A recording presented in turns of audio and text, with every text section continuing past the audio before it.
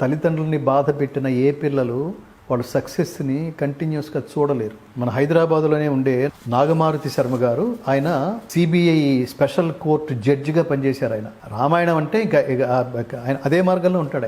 ఆయన ఒక మాట అన్నాడు, నేను ఇవాళ సుఖమైన జీవితం, ఆరోగ్యకరమైన జీవితం, సంస్కారవంతమైన జీవితం గడుపుతున్నాను అంటే దానికి కారణం నా తల్లిదండ్రులకి నేను సేవ చేయటమే అన్నాడండి.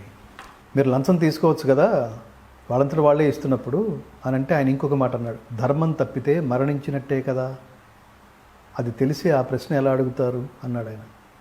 వీళ్ళు మానవ లోకానికి దిక్సూచులు వీళ్ళు. ఇవి వాల్యూస్ అంటే ఇవి. నాకు జీతం ఇస్తున్నప్పుడు మీ దగ్గర నుంచి లంచం తీసుకోవడం ఏమిటి?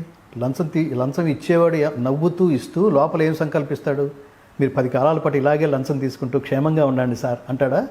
వీడు సర్వనాశనం అయిపోవాలని కాంక్షించాడు లోపల.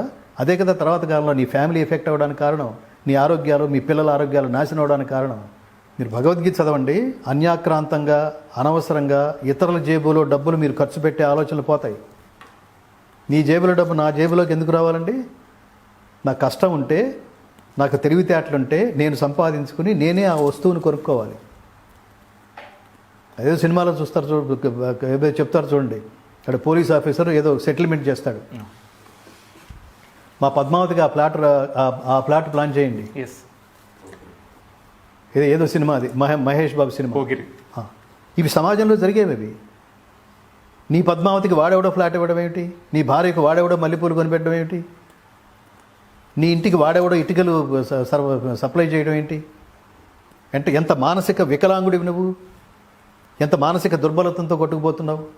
వీటన్నిటి పరిహారం ఉంటుందని ఎందుకు తెలియట్లేదు నీకు? ఇవన్నీ తెలిస్తే, భగవద్గీత ఇవన్నీ తెలిస్తే, భగవద్గీతని ఎందుకు అండర్లైన్ చేస్తున్నావు అంటే అన్ని శాస్త్రాల సమాహారం ఇదొక్కటి చదివితే చాలు. గీత సుగీత కర్తవ్య కిమన్యై శాస్త్ర విస్తరై యా స్వయం పద్మనాభస్య ముఖపద్మ వినిశ్రిత. సాక్షాత్తు పరమాత్ముడి ముఖపద్మం నుండి వెలువడిన మహోత్కృష్టమైన కర్తవ్య బోధ, దివ్యవాణి, మహోత్కృష్టమైన మానవ జాతికి అందించే సందేశం ఉండగా ఇతర శాస్త్రాలతో పనేంటి? అందుకని కన్ఫ్యూజ్ కాకండి.